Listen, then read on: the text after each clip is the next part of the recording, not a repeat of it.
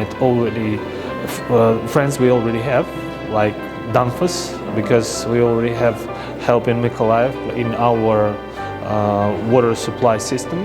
So I hope this exhibition will be the fruitful and in the nearest future, after the end of the war, we will start to rebuild and renovate Ukraine after the war using those technologies and companies presented yesterday.